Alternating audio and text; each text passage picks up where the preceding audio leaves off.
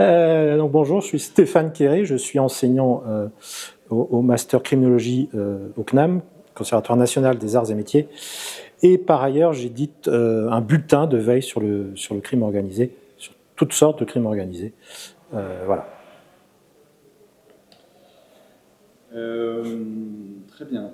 Au niveau de la thématique qui nous intéresse, c'est-à-dire le trafic de cocaïne, est-ce que d'abord on pourrait s'intéresser aux différences qui sont celles des différents territoires ultramarins? C'est-à-dire, est-ce qu'on peut dire entre la Guyane, les Antilles, mais aussi le Pacifique, l'océan Indien, est-ce qu'on peut dire que c'est un trafic qui est partout, ou vraiment qui est extrêmement concentré à certains endroits? Alors ça dépend du quel point de vue on se place. Si on se place d'un point de vue métropolitain, l'important, les endroits stratégiques, les zones de rebond stratégiques, de transit, c'est les Antilles, c'est la Guyane. La Polynésie française, sont les Australiens qui s'y intéressent, Polynésie et Nouvelle-Calédonie, puisqu'il y a un trafic par bateau, voire même par sous-marin, par semi-submersible, entre l'Amérique du Sud, donc qui traverse le Pacifique, entre l'Amérique du Sud et le territoire australien et néo-zélandais, où la cocaïne est beaucoup plus chère. Donc c'est un territoire à développer, donc ça passe, ça fait que passer en cargo ou en voilier par les zones polynésiennes et néo-calédoniennes, mais il y a un gros trafic aussi qui est fait là-bas, qu'on oublie, que ce soit d'ailleurs la cocaïne et la méthamphétamine, voire les deux, qui passent par ces zones-là. Mais c'est vrai que d'un point de vue purement métropolitain, voire parisien, oui, le problème, ce sont les mules de Guyane et des Antilles. Ouais. Donc on a parlé un petit peu de la problématique de la fragmentation territoriale de la Caraïbe. Est-ce que c'est un avantage décisif, le fait qu'il y ait autant de nations, autant d'îles, autant de systèmes? Est-ce que c'est un gros avantage pour ces organisations? Alors déjà, le simple fait d'être en Belgique avec deux zones principales linguistiques, c'est déjà un avantage. En plus, si vous êtes en Belgique et que vous avez le Luxembourg à côté, l'Allemagne qui est pas loin, les Pays-Bas, la France, c'est magnifique. Donc vous retransmettez ça aux Antilles, où on a plusieurs îles sous juridictions différentes, sous statuts différents, possession, pas possession, sous des statuts, sous des accords différents, c'est un bonheur pour les trafiquants et pour les réseaux. C'est assez clair. Oui. Alors ensuite, bon, on voit qu'il y a un développement de l'activité économique de la cocaïne. Est-ce qu'on peut déjà évaluer en Guyane et aux Antilles la part de l'économie que ça commence à représenter, que ce soit en pourcentage ou en quantitatif? Est-ce qu'on a une idée de ce... Alors, je pense que certains ont des idées. Moi, j'ai pas les chiffres là-dessus. Ce qui est clair, c'est que les réseaux utilisent ce que j'ai dit tout à l'heure, la pauvreté des gens, la recherche d'une vie meilleure en étant utilisés comme mules, qui sont payés, alors, ça dépend, mais a priori ça tournerait autour de 2 000 3 000 euros par voyage, tout frais payé évidemment. Voilà, donc il y a un attrait économique pour les populations paupérisées, et puis pour les fonctionnaires qui sont aussi qui peuvent être appâtés par l'argent. Mais ça, on retrouve ça aussi en métropole. On a plata au plomo, l'argent ou le plomb. On a la pression sur les dockers, antillais, guyanais ou métropolitains. On menace les familles, on propose de l'argent et on menace les familles. Donc, il y a une double pression sur sur ces fonctionnaires-là, on a eu le cas, je crois que c'était en juin 2023, de mémoire, le cas de 11 agents de la PAF de Cayenne qui ont été interpellés pour corruption et impliqués dans un trafic de cocaïne qui impliquait un gang guyanais d'ailleurs. L'argent est partout et oui, mais au niveau macroéconomique, j'ai pas la réponse. Sans compter que là, on parle de cocaïne. Il faudrait parler de l'ensemble des activités illégales en Guyane, l'orpaillage évidemment, le bois, les jeux clandestins, la borlette, qui rapporte du fric fou, un système magnifique que j'ai découvert, la pêche illégale, voilà. Oui, C'est tout un ensemble. Si on se concentre sur la question du trafic de stupéfiants et de la cocaïne, bon, on parle sur chaque vol Cayenne-Paris de chiffres incroyables comme 10 personnes par avion qui seraient chargées. Et là, on peut calculer assez vite, avec 2 vols par jour, que ça représente des sommes phénoménales. Il y avait eu un test, ils avaient fait un test, mais on peut faire que des tests. Ça prend un temps fou pour les douaniers ou les policiers de contrôler chaque personne. Donc c'est extrêmement compliqué. Ça coûte de l'argent, c'est-à-dire que si vous détectez un avaleur ou un pousseur, faut l'amener au service médical. Il faut faire une radio. Faut attendre que ça sorte d'une manière ou d'une autre, avec des risques d'overdose, d'éclatement accidentel et d'overdose. Tout ça prend de l'argent, coûte de l'argent. Et après, il y a l'engorgement des services judiciaires, il y a l'engorgement des prisons. Donc, à un moment, ils avaient arrêté de poursuivre à moins d'1 kilo, entre 1 kilo et, je crois, 2,5 kg, où vous étiez convoqué devant le tribunal, et puis après, on ne voyait plus loin. Donc, c'est quand même une démission. Clairement, c'est que face au flux, on n'a pas les moyens, clairement, de faire front. Ouais. Mais ça, c'est sur les mules, mais en mer aussi, puisqu'on commence à voir... les semi-submersibles qui apparaissent. J'en ai pas vu aux Antilles, j'en ai pas vu en Guyane. J'en ai vu sur la côte nord de Colombie et au Venezuela. Je suppose que le plateau des Guyanes serait parfait comme base de départ, et que les Antilles sont une base au moins de passage pour ces semi-submersibles. Donc bon, on a le discours de Trump pour aller chercher Maduro sous prétexte que c'est un grand chef de cartel. On a vu Macron qui réagissait peu. Donc on aurait pu se dire, est-ce qu'il réagit peu parce que ça va aider la diminution, la gestion du trafic de cocaïne en Guyane? Je ne sais pas, je me suis posé la question. Je pense que non. Je pense que Macron, le trafic de cocaïne, non, c'est pas une pensée stratégique là-dessus. Il peut penser relation avec le monde arabe, il peut penser relation avec les anciennes colonies africaines, mais réfléchir en termes géopolitiques à l'influence du trafic de cocaïne, je suis pas sûr. Et je pense que ni Macron ni Trump on croit à une diminution du trafic de cocaïne parce que Maduro a été enlevé. Voilà. Donc ça n'aura pas d'impact. Qui est à la tête du Venezuela, sa numéro 2, je crois, et la CIA vient d'annoncer qu'elle implantait un centre. Voilà. Non.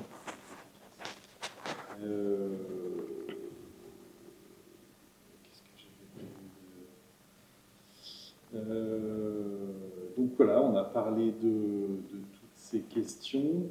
Est-ce que vous avez parlé des gangs pendant l'intervention? Est-ce qu'on sait si c'est vraiment que des petites structures de banditisme, ou est-ce qu'on a des grosses structures comme ce que vous avez étudié, c'est-à-dire la Ndrangheta? C'est des acteurs. Ça dépend lesquels. Ce sont des acteurs locaux, voire régionaux, relativement importants. On a parlé des gangs de Trinidad, Seven et Six, gros gangs, qui sont présents maintenant aux Antilles et en Guyane, et qui semblent avoir alerté les services de répression français en disant c'est qui ces gens-là? À la Guadeloupe, la section criminelle, les chiens Larry ont une certaine place importante, avec une présence en métropole. Voilà, la même chose pour les factions brésiliennes, qui sont très présents en Guyane. On doit être à 20% de détenus brésiliens dans les prisons. C'est énorme.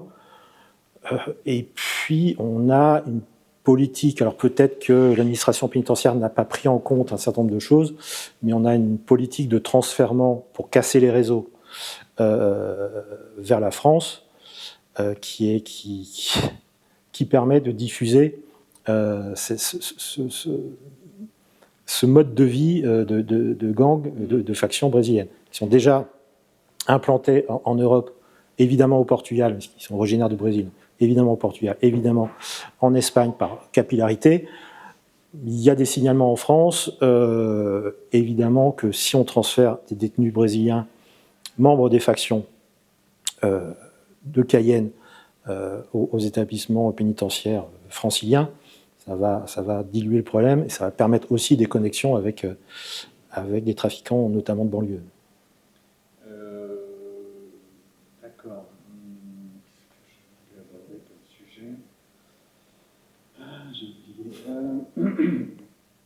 Donc, par rapport à toute cette problématique, quelles seraient les solutions en fait, quand on est à ce niveau de non-maîtrise du flux?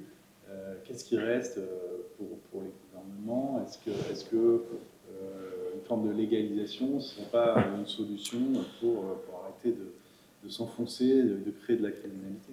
Alors en fait, on a deux solutions. On a deux exemples extrêmes. On a la légalisation en effet. Quel produit? À qui on vend? À quel dosage? C'est-à-dire que vendre du cannabis, il existe maintenant du cannabis à 90% de THC. Le cannabis naturel, il doit être entre 2 et 6%. Et là, actuellement, ce qui se vend en métropole, on doit être autour de 30% de mémoire. Et on ne peut évidemment pas donner du cannabis à 90% à qui que ce soit. Donc, il y a des problèmes sanitaires. Après, on a peu de recul sur ce qui se passe au Canada, notamment parce que c'est le plus proche de chez nous. Ils ont légalisé en 2018. Ce qu'on constate, c'est qu'il y a une exportation, pareil pour la production légale américaine, il y a une exportation des produits vers l'Europe et un peu vers les Antilles, parce que c'est un bon produit, de bonne qualité. Donc on voit que les pays qui ont légalisé, Canada, États-Unis, Thaïlande aussi, exportent leur cannabis légal. Ce qu'on s'aperçoit aussi, c'est qu'il y a toujours un marché du cannabis illégal au Canada, que les groupes criminels, que ce soit la mafia montréalaise ou les gangs de motards, sont présents dans l'industrie légale du cannabis. Donc, est-ce que c'est une solution? Je ne sais pas. Il y a aussi des études qui commencent à se faire en Allemagne par des psychologues et psychiatres sur les psychoses cannabiques. Donc, il y a d'autres problématiques. Donc ça, c'est une première réponse. La deuxième réponse, là, on va retourner en Amérique du Sud et on va retomber sur Bukele, qui, lui, incarcère à tour de bras les gens qui sont tatoués, avec les atteintes aux droits de l'homme qui vont avec. Mais ce qu'on remarque, c'est que cette technique a permis de faire chuter drastiquement le taux d'homicide. Et quand on va visiblement sur le terrain, les gens sont soulagés, ils sortent dans la rue. Le gamin, ben non, il va aller à l'école tout seul, ce qui n'était pas le cas avant. Donc il y a une espèce de respiration plutôt saine avec, mais là c'est un choix politique. Est-ce qu'on accepte d'incarcérer à tour de bras avec les erreurs judiciaires, avec les atteintes aux droits de l'homme, mais on a une baisse des homicides et un retour à une vie un peu plus tranquille dans la rue? C'est vraiment un choix politique et j'ai pas la réponse, ni pour la légalisation, ni pour l'option Bukele. J'ai aucune réponse. je pense qu'il y a un peu de tout ça à faire, mais là, on part de loin et la problématique est tellement importante que bon courage. Oui, d'autant plus qu'on n'a pas beaucoup de recul sur la politique qu'il a fait, sur l'effet communication, l'effet vérité, et sur ce qui se cache derrière tout ça. Dans les faits, en tout cas, bonne soirée. Dans les faits, en tout cas, la population est plutôt contente de son président. Oui. Après, il y a un côté, en effet. Après, ils avaient atteint un tel oui, c'est ça. Voilà, c'est ça. C'est pas productible. Oui. Mais d'autres pays, je crois que c'est le Guatemala, je me semble, ou l'Honduras, ou les deux, qui s'y intéressent. L'Argentine s'y intéresse aussi. Ce qu'on constate aussi, échelles différentes, c'est le retour de quartiers de haute sécurité en France qui avaient été démantelés, entre guillemets, par Bernataire. Là, on les remet en place parce que les activités en prison ne sont plus tenables grâce à la technologie, les drones, les téléphones portables, etc. Donc voilà, tout le monde est un peu dépassé sur tous les fronts. Oui, c'est vrai qu'il y a quand même un gros débordement. Ok. Bon, après, c'est vrai que ce qui pose problème aussi en Guyane, c'est le fait de mettre en prison pour 20 ans des gens qui sont parfaitement vierges de tout casier, qui se retrouvent mélangés dans des prisons métropolitaines qu'ils ne connaissent pas, et qui se retrouvent à devenir des délinquants alors qu'ils ne l'étaient pas. Et toute cette logique-là n'est pas jouable non plus. Donc, oui, alors, ils ont commis un délit, c'est bien de sanctionner. Est-ce que ça passe automatiquement par la case prison? Je ne suis pas sûr. Ça dépend de où ils tombent. Alors, ça dépend de où, ça dépend de qui, d'où ils viennent, de quel milieu. La personnalisation des peines, plus aucun tribunal de France n'a le temps de le faire. Personne n'a plus le temps de faire quoi que ce soit, et notamment de faire quelque chose d'humain. Mais oui, il y a clairement un problème. Les gangs contrôlent les prisons en Guyane, contrôlent certains quartiers en métropole. Il y a un exemple c'est quoi la prison Montjoie, c'est ça, Montjoie? Oui, à Matoury. C'est plutôt Matoury. Voilà. Dans une des prisons guyanaises était sortie une vidéo tournée en prison du responsable guyanais, de la Guyane plutôt, de la faction brésilienne Commando Vermelho, donc un Brésilien, qui a tourné une vidéo en interne dans la prison avec des membres de gangs typiquement guyanais. Donc, ça montre qu'il y a en effet des connexions, et il y a des connexions évidemment dans les communautés guyanaises en France, en métropole, notamment sur la partie ouest de la France, où il y a pas mal de communautés guyanaises. Donc, se tissent ainsi des réseaux communautaires, oui, mais surtout familiales et quasiment d'amis qui se mettent en place, avec des règlements de compte. Donc on voit que le ministère de la Justice essaie d'adapter ses outils, de travailler plus sur le crime organisé à l'échelle de la mafia, parce que finalement les choses se structurent plus vite que le ministère. Est-ce que ça va dans la bonne direction? Est-ce que c'est comme ça qu'on peut rattraper le temps perdu? Ou alors à l'inverse, quand on voit que l'essentiel d'une part énorme des gens qui sont en prison viennent du narcotrafic, est-ce qu'à un moment, il faut peut-être isoler ces deux problèmes pour les solutionner? Alors, la question c'est, est-ce que ça va dans le bon sens? Oui. Est-ce que c'est pas trop tard? Je ne sais pas. On va dire que je suis optimiste et que non, c'est pas trop tard. On a eu plein de périodes où ça aurait pu être un moment de bascule, on l'a pas fait. En 92, les juges Falcone et Borsellino sont tués en Italie dans des explosions. La France crée une commission d'enquête parlementaire qui a fait un très bon travail, commission d'enquête parlementaire sur les tentatives de pénétration de la mafia en France. Donc en 92, on est encore à la tentative. Si on remonte l'histoire, on a des meurtres mafieux depuis plusieurs dizaines d'années en France. Mais on est toujours dans la tentative d'implantation. On a raté ce tournant-là. On a eu des changements législatifs, la loi Permen 2, etc. Là, on a un sursaut depuis quelques années. Autant les assassinats des juges italiens, on s'est dit, c'est l'Italie, ils ne sont pas comme nous, c'est la mafia. Un côté un peu... c'est les Méditerranéens, c'est un autre monde. L'arrogance française, quoi, c'est pas nous, on n'est pas pareil. Voilà, c'est un peu folklorique, etc. Voilà. Donc on n'a pas moufté, à part ce rapport, on n'a pas moufté. Bon. Là, ce qui a changé, c'est que c'est la princesse des Pays-Bas qui se fait menacer d'enlèvement. C'est les ministres de la justice de l'intérieur, belges ou néerlandais, qui se font enlever. Là, on est plus dans du... Ils sont comme nous, c'est des Belges, c'est des Néerlandais. Les Néerlandais, bon, ils ont une langue bizarre, mais... La Suède aussi. Et après, il y a eu la Suède, grand pays social-démocrate, qui, là, envisage de descendre à 13 ans l'âge légal pour poursuivre les gamins. Donc là, autant l'Italie, ça n'a pas créé grand-chose, autant ce qui se passe, la macromafia, les règlements de compte, les attaques contre le monde portuaire, contre des innocents, là, ça commence à bouger.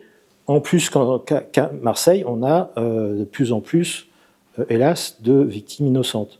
Alors, de toute façon, quand c'est un gamin de 14 ans qui vend du shit au bas de la cité qui se fait dessouder, peut se poser la question s'il est innocent ou pas. À 14 ans, est-ce que voilà. Mais lui, il est dans le trafic. Quand vous avez Sokaina,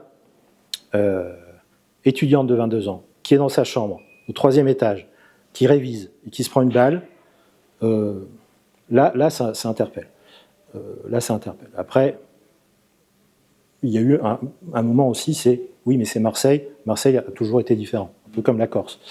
Voilà. Donc, mais il y a eu ça aussi, et puis il y a eu l'affaire Amra, l'évasion d'Amra, Mohamed Amra du côté de Rouen, l'exécution quasiment de sang-froid de 2 agents pénitentiaires. Donc là, il y a eu une réaction en interne de l'administration, en interne du ministère de la Justice, ce qui a entraîné la création de ces quartiers anti-crime organisé, pour être clair.